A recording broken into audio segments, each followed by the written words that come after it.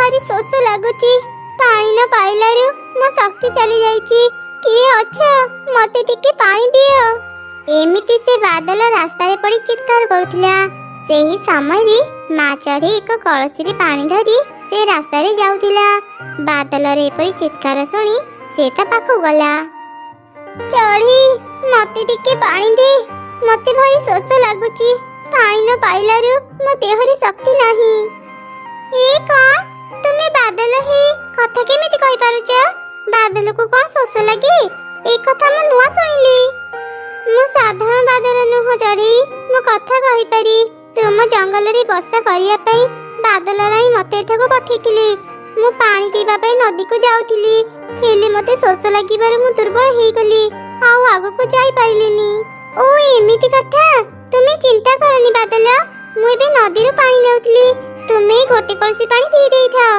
तुमको शक्ति मिलिले तुमे नदी को जीवा। एमिति कही चढ़ई बादल को पानी पीवा पई देला। पानी पीला परी बादल को भल लागिला। बहुत बहुत धन्यवाद चढ़ी, तो पई मु आज शक्ति फेरी पाइली। एबे मु नदी को जाई पारिबी। चढ़ी काली तुम जंगल रे प्रबल वर्षा हेबो, तू शीघ्र किछि खाइबा जोगाड़ करि नै था।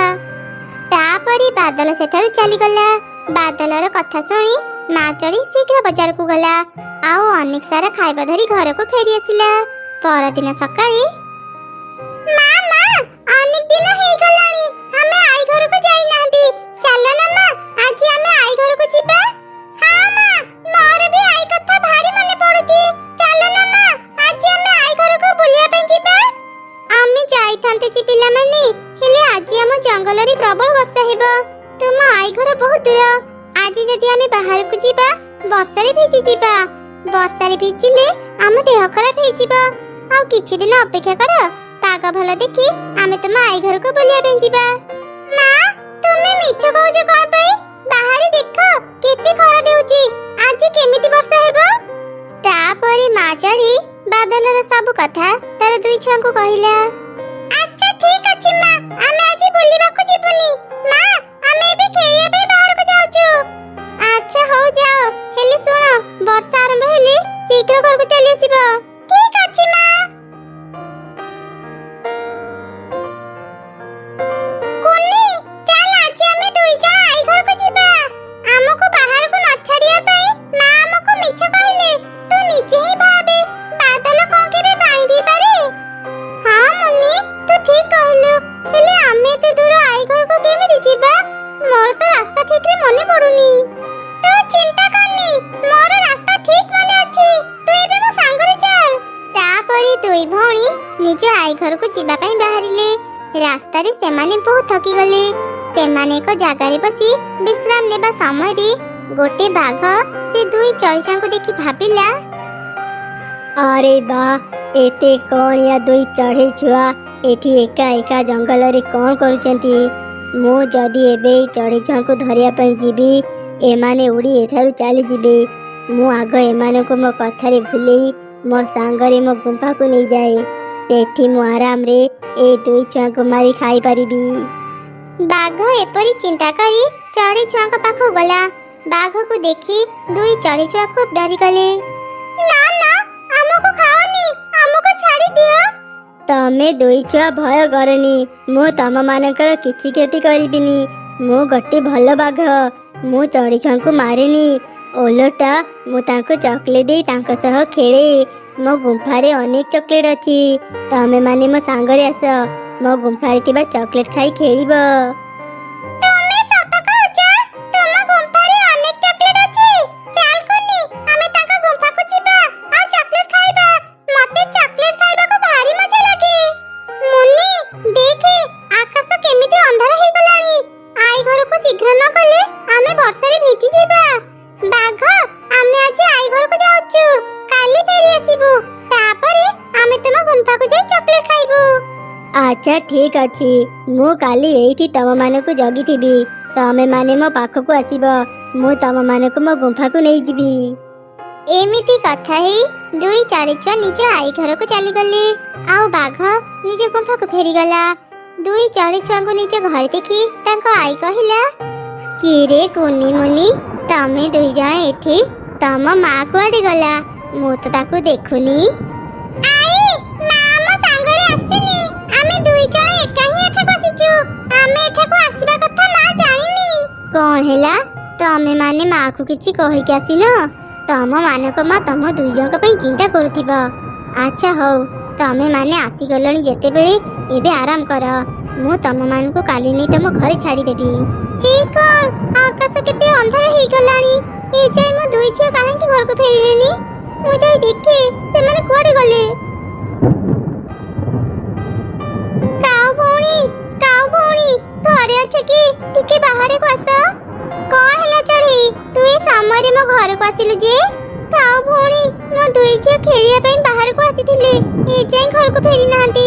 ସେମାନେ କଣ ତୁମ ଘରେ ଅଛନ୍ତି? ଆରେ ନା ନା ଚଢ଼େଇ, ତୋ ଝିଅ ମାନେ ମୋ ଘରେ ନାହାନ୍ତି। ମୋ ଝିଅ ଚିକି ସକାଳୁ ହିଁ ଘରେ ଅଛି। ସେ ଆଜି ଖେଳିବାକୁ ବି ବାହାରକୁ ଯାଇନି। ଏମିତି ଶୁଣି ମା ଚଢ଼େଇ ପାରା ଘରକୁ ଗଲା। ସେଠି ବି ସେ ତା ଝିଅଙ୍କୁ ପାଇଲାନି। ଏମିତି ସେ ଅନେକ ଚଢ଼େଇଙ୍କ ଘରକୁ ଗଲା। କୋଉଠି ବି ସେ ନିଜ ଝିଅଙ୍କୁ ନ ପାଇ ନିଜ ଘରକୁ ଫେରି ଆସିଲା। ମୁଁ ସମସ୍ତଙ୍କ ଘରକୁ ଖୋଜି ସାରିଲିଣି, ହେଲେ ମୋ ଦୁଇ ଝିଅଙ୍କୁ କୋଉଠି ବି ପାଇଲିନି। ତାହେଲେ କଣ ସେମାନେ ନିଜ ଆଈ ଘରକୁ ଯାଇଛନ୍ତି?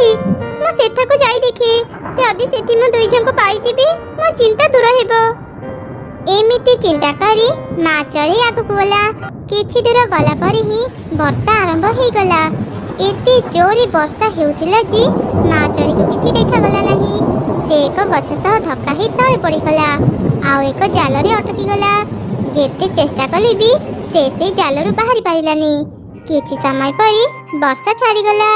ସେତେବେଳେ ଏକ ପକ୍ଷୀ ଶିକାରୀ ସେଠାକୁ ଆସିଲା। ଆରେ କଣ? ମୋ ଜାଲରେ ଏକ ପକ୍ଷୀ ପଡ଼ିଛି। ମୁଁ ଜାଲ ନେଇ ପକ୍ଷୀ ଧରିବାକୁ ଏଠାକୁ ଆସିଥିଲି।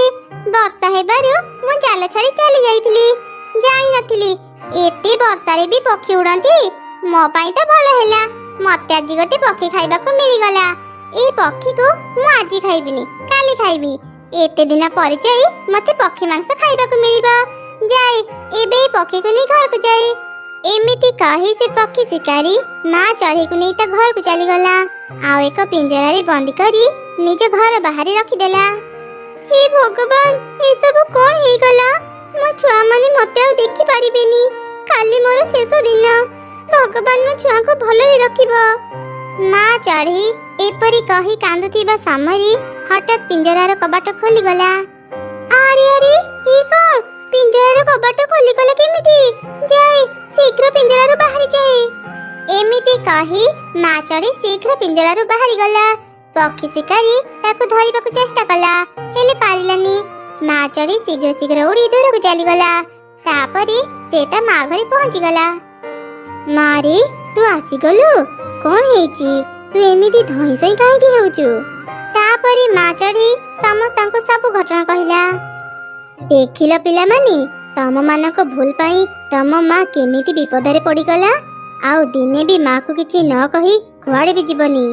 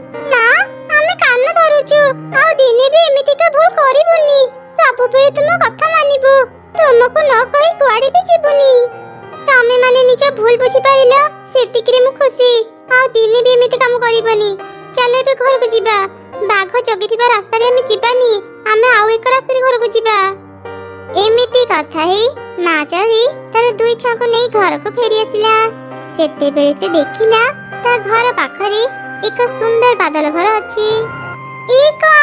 ଏଇଟା ତ ଗୋଟେ ବାଦଲ ଘର। ହେଲେ ବାଦଲ ଘର ଏଠାକୁ କେମିତି ଆସିଲା? ସେତେବେଳେ ମତେ ପିଞ୍ଜରାରୁ କିଏ ବାହାର କଲା? ଏସବୁ କିଏ କରୁଛି?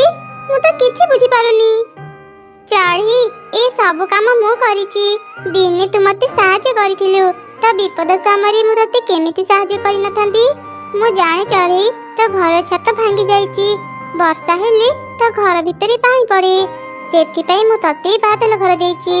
ए घरे तो सब सुविधा पाइबु। तू एबे आराम रे निज छुआंक सह ए घरे रही पारिबु। एमिति सुनी माँ चढ़ी बादल को धन्यवाद जणैला। तापरे बादल सेठारु चली गला। माँ चढ़ी खुशी रे ता दुई छुआंक सह से बादल घरे रहिला।